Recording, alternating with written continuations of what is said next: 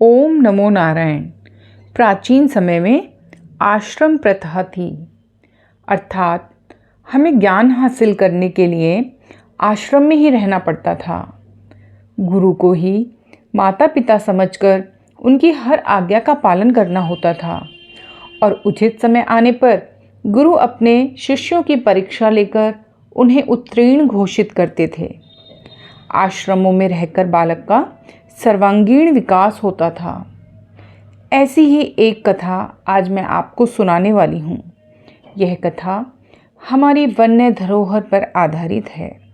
कथा अगर आपको पसंद आती है तो कथा को लाइक अवश्य कीजिएगा और चैनल को सब्सक्राइब भी कीजिएगा। वीडियो को लाइक एंड शेयर करना। तो चलिए दोस्तों, कथा हम शुरू करते हैं। कहानी का नाम है परीक्षा। चरक आयुर्वेद के महान ज्ञाता थे। घने जंगल में उनका आश्रम था। हर वर्ष सैकड़ों विद्यार्थी उनके आश्रम में आयुर्वेद व जड़ी बूटियों का ज्ञान प्राप्त करने के लिए आते थे। हर पूनम को वह अपने शिष्यों को लेकर जंगल में निकल पड़ते थे। वहाँ उन बूटियों को दिखाते जो चांदनी रातों में ही पहचानी जा सकती थीं। ऐसे में चारों ओर जंगली जानवरों का भी भय होता था। बड़ी अजीब अजीब डरावनी आवाज़ें जंगल में गूंजा करती थीं। कुछ विद्यार्थी तो डर के मारे शिक्षा छोड़कर ही भाग जाते थे। चरक कहते, अच्छा हुआ कि कायरों ने मेरा समय नष्ट नहीं किया। वे भाग गए। जो मौत से डर गए वे क्या वैद्य बनेंगे। वैद्य का तो काम ही मौत से लड़ना है, मृत्यु पर विजय पाना है। वे परीक्षा भी इतनी कड़ी लेते कि सैकड़ों में से कुछ ही विद्यार्थी उत्तीर्ण होते। जो उत्तीर्ण होते वह चारों ओर उनका यश फैलाते, लोगों को व्याधियों से मुक्ति दिलाते।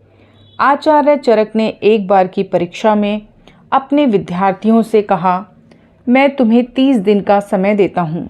इस अवधि में तुम्हें सारे जंगल छान मारने होंगे और उन वनस्पतियों या जड़ी बूटियों को लाना होगा जिनका आयुर्वेद में उपयोग नहीं होता अथवा वे व्यर्थ हैं। सभी शिष्य चारों दिशाओं की ओर दौड़ पड़े। सब ने किसी न किसी प्रकार की जड़ी बूटी लेकर आए जिसे वे ये समझते थे कि ये जड़ी बूटी व्यर्थ है। कुछ विद्यार्थियों को घास फूस और कटीली झाड़ियाँ व्यर्थ लगी। वे उन्हें झोली में भरकर ले आए। तो कुछ ने वृक्षों की छालें व पत्तियाँ आदि इकट्ठी की जिनकी कोई दवाई नहीं बनती थी। कुछ विद्यार्थियों ने अधिक छानबीन की और जहरीली फलियाँ या तने ले आए जिनको खाने से जीवों की मृत्यु होती थी।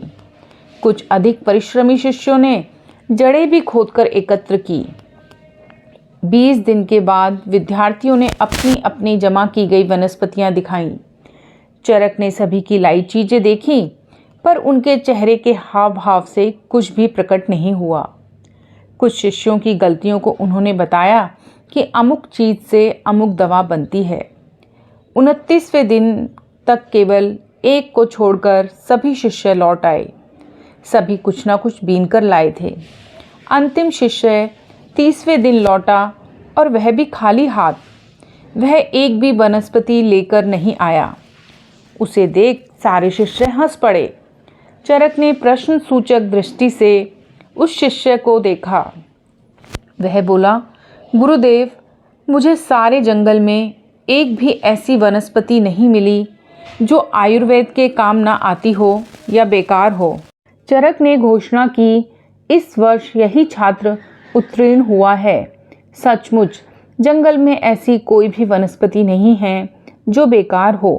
किसी का हम उपयोग नहीं कर पा रहे हैं तो उसका अर्थ यही है कि हम उसके गुणों को अभी पहचान नहीं पाए हैं। हमारा ज्ञान उसके बारे में अभी अधूरा है। जंगल हमारा अनमोल खजाना है, इसे हमें नष्ट नहीं होने देना है। किसी चीज़ को व्यर्थ समझकर हम अपने अज्ञान का ही परिचय देते हैं, अथवा ईश्वर ने संपूर्ण सृष्टि को बड़े ही सोच समझकर रचा है। इसमें कुछ भी व्यर्थ नहीं। धन्यवाद।